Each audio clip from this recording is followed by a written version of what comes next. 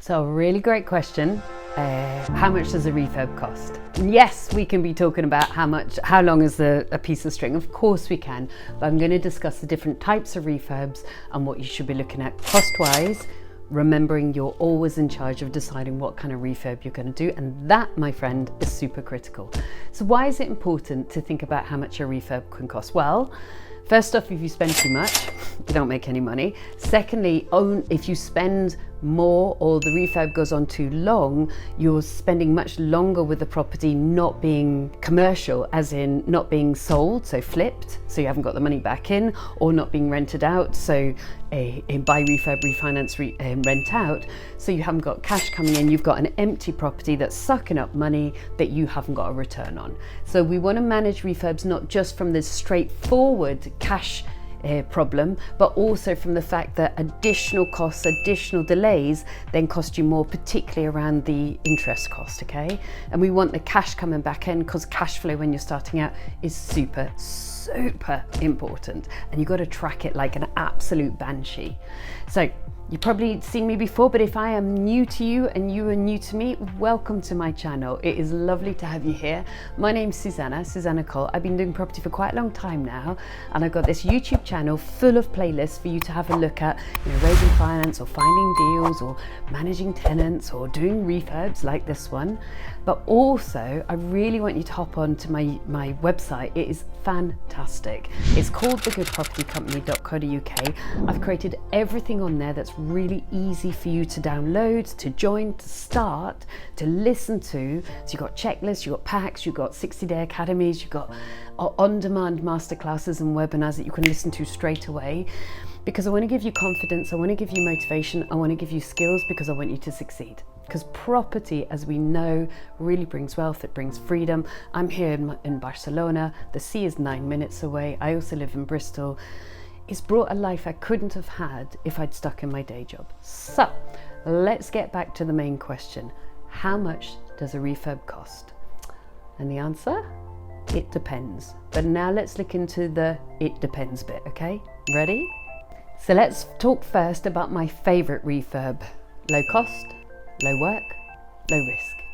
I hope you'll like it too. Should cost you anywhere between like 3 and 10 grand max. Why? Because it's a fast in, fast out.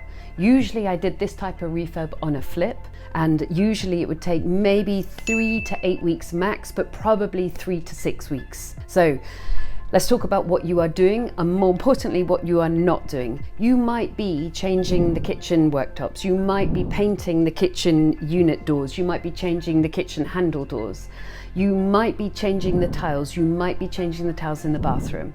You're almost certainly not changing the bath, the shower, any of that stuff. All the white porcelain stays, and you might be kind of not disguising it, but jazzing it up a little bit, even though maybe that particular sink wouldn't have been your choice. It's white, honey, leave it, make everything else beautiful. You'll almost certainly be painting. You'll almost certainly be carpeting, but you're not doing anything else. You're not doing any of the structural stuff. My cousin Anna calls it the no fun dental spend. You're not repairing the roof or replacing the roof. You're not replacing the electrics. You're not replacing the gas. You're not replacing the boiler. You're not replacing windows. Do you see? You're doing none of the kind of structural stuff. Usually this kind of refurb is a flip. You are fast in, fast out. And what you're doing is making a property that you've already bought discounted, palatable, beautiful, visually stunning when you look at photographs, so that people come out and buy it. Now, I like this refurb a lot because it's such a small refurb. You are low risk. You're probably not going to cover other things. Because it's such a small refurb, you are fast in and out. What it means is the economic situation that you bought the property in is almost certainly going to be the economic situation you're going to sell the property in. What I mean is you haven't spent 9 months renovating it and the world has turned into a recession, and you bought it when everybody was shiny and happy.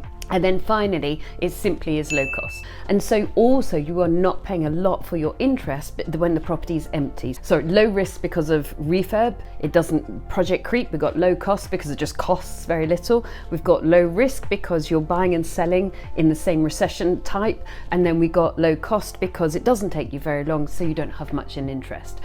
Most beginners don't like this, or don't feel that it's almost unworthy of them, this type of refurb. You are missing a trick if you don't look for the fast in, fast out, flip them, make 50, 100 grand, onto the next one. My favourite kind of refurb is a cookie cutter stamper.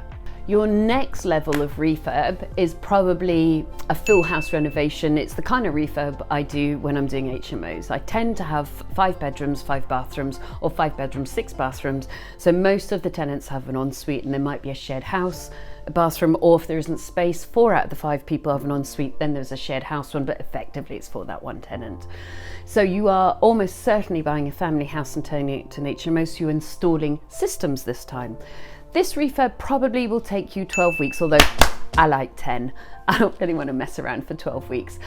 And typically you're going to do a kind of a full systems refurb. This should cost you around a kind of 40 to 50 grand. If you're hitting up at 55, you need to be looking at what your buying is like and what your costs are for your builders. I don't like that. You're bumping up against too far. And what are you going to do? You are probably changing the wiring, but not certainly. But probably, because if you're going to do a full systems refurb, quite frankly, get the wiring up to scratch so that you've got the certification, which you need anyway, but it means that you don't need to backtrack and go back into a house when it's already renovated to redo wiring. So you're doing the wiring. You're certainly changing the boiler because you're putting in like 5 or 6 bathrooms, whereas before it might have had 2. You're adding in quite a lot of extra systems, as in a lot of extra pipe work for ensuite. So what you want to do is Lego brick it.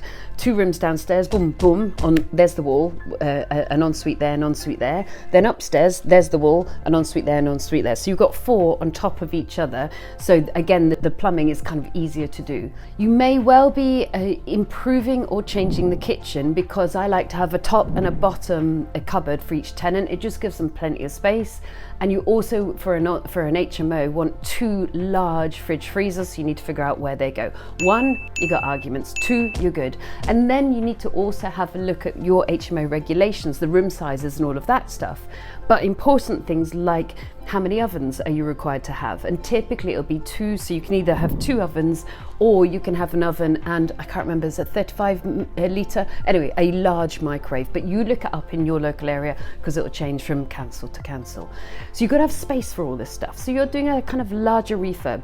At that point, I'm sat there going, oh, damn it, shall I check the roof? And I'm putting in extra insulation because, as well as the tenants paying, I still want them to have a warm as house as possible and the bills as low as possible.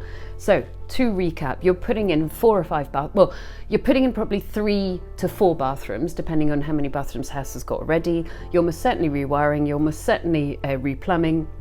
You're definitely changing the kitchen around, you're adding extra units, or you're taking it out and starting from scratch. You're obviously painting, you're doing carpets, you're certainly putting in more insulation and put in soundproofing if you can, because it's just better in the long run. And then you're carpeting. So that's a 40, 45, ooh, don't like it at 50, but it's that kind of order, and it's around about, well, when I say it's a 12-week refurb, but I will obviously only aim for 10. So that hurts financially. That's cash going out, plus you're paying the interest on the house, plus of course as you uncover things. We once uncovered dry rot. Ooh, that was annoying. So that was a 60 something refurb instead of a 45, and you may take the time, if you're going to hold this property for like 30 years, to redo the roof, because job done. But I don't always. If the roof can be managed, if it can be patched correctly, I won't do it. So that's a 12-week refurb, about a 40 to 45,000 quid, and that's usually because you're going to put tenants in there, because otherwise you've done all this no fun spend for what? For a flip? Nah, flips are fast in, fast out. Don't lead with your heart when you're flipping, yeah? Lead with your head.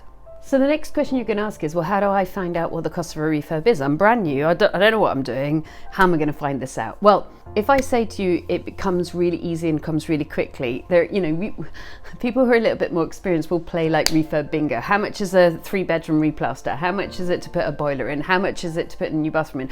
And our pricing is so similar if we're in similar areas. But if you're brand new, what to do is write a spec. I use 2 different kinds of spec. I use my own spec, which I've got for you guys, and some of my material on my website, which is thegoodpropertycompany.co.uk. And I also use an architect spec, which is very much about all systems and all rooms, floor, woodwork, walls and ceiling. So you kind of can't go wrong, you've got everything covered. Write a spec and then get your builders to quote against that spec. Okay, let's take a step further back. What if I'm so new I don't even know what needs doing? Understand that totally. Then go around the property with an experienced builder, write the spec together with that builder, and then what to do is take that written spec and get 2 or 3 other builders minimum to quote against it as well. And that way you're comparing apples with apples. A spec, I mean a specification, you know, how many sockets, what type of boiler, what type of tiles, da, da, da, da, da. So all of that, you know, what needs plastering, what needs rewiring, what paperwork do you need, and all of that. And of course you're going to decide, are you going to find the materials yourself, or are you going to pay the builder to do it? I started off by doing it myself. I now pay the builder to do it. And are you going to do day rate? Oh, nope. With individual trades because you want to keep it cheaper? Or are you going to pay the builder one fixed price quote? Typically, I'll advise you to do a builder one fixed price quote. But I also always advise new people to do 1 or 2 projects where you're managing it yourself so you can see how hard it is for the builder. What if you want to do a much larger project? Well, typically you will use a project manager and possibly a QS, a quantity surveyor. And that is the classic count the bricks out, count the bricks back in. The amount of stories you hear, and because I got quite friendly with trades over the time, the amount of stories you hear about trades building their own house having paid nothing for the materials because they got it off the client, because they basically double charged the client, are legendary. So if you're going for a large project that's seriously 6 figures, you do not want to be trusting somebody just to like, oh yeah, there's the material and nobody's stock taking it, because it's a serious amount of stock. So a project manager will manage the build for you.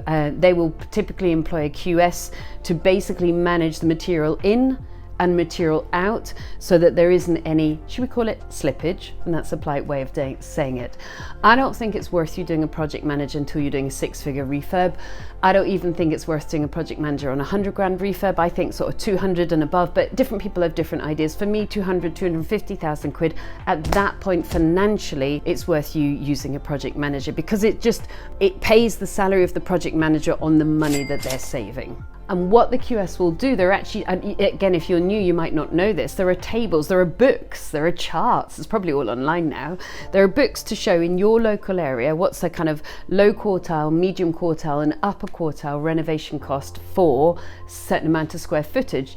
So before the QS or the project manager even goes in, they should know the kind of, if you describe the quality of the project that you're going to be delivering, they should know very roughly how much that project is going to come out at, because there are kind of standard averages. So they shouldn't be you shouldn't be being ripped off at this point because you've got somebody watching your back, counting the bricks in, counting the bricks out. So that's you for a larger project. And so final question is, how do you keep the cost of a build down? Well, I've done hundreds of refurbs, and I've also watched my students do thousands of refurbs, and I've watched some of my deal sourcing clients do hundreds of refurbs as well. So I've seen more or less every mistake in the book. So number 1 is you're not renovating for you. Get your emotion out of this. This is renovating for a flip or for a tenant. Yeah. So don't renovate. Like I spent on my very first refurb, I used Farrow & Ball cream paint. My builders were just laughing their socks off at me. It cost 4 times the amount of Johnson & Johnson paint, okay? Number 2 is fixed price contract.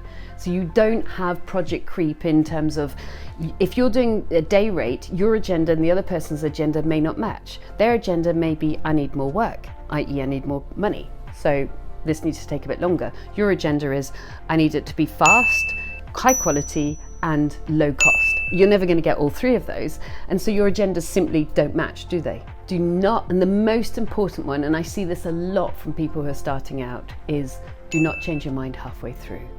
Can you just put in a new bathroom? Can you just move a wall? Can you just? I've seen it so often, and then it almost always ends in tears. A, because the builder's whole schedule has been messed up, and remember that they're probably bringing in contractors, you know, plumbers, electricians, plasterers that may not be part of their payroll. So they've got everybody scheduled, and now they've had to move the scheduling around because you've asked them to do different amount of work. And B, because the cost has gone up. So you've agreed a certain price and then you've said, can you adjust? And then you're terribly surprised when they turn around and go, well, there was the fixed price cost and here's all my extras. But because they maybe didn't discuss it with you at the time, you feel a bit aggrieved, but actually they're like, I don't know what they're talking about. Of course I have to charge more. I had to do more work. So those are the three main tips on managing a refurb and keeping the costs low. Don't do it for yourself, have a fixed price cost, and don't make changes after you've started. So there you are. How much does a refurb cost? Depends what project you're going for. For me, cookie cutter, fast in, fast out, I want you like 4 to 10 grand, to be quite frank, and in and out within a couple of weeks, 3-4 weeks max. Longer HMO, maybe 12 weeks, maybe 10 weeks, 40 to 45 grand. Ooh, don't like it at 50. And that's because you've rented it, you're going to be renting it out, you've put in more bathrooms, you've really improved the spec, and you're going to hold it for like 25, 30 years. And then a larger one, anything over 6 figures, you probably want to start looking at having a QS, quantity surveyor, and a project manager.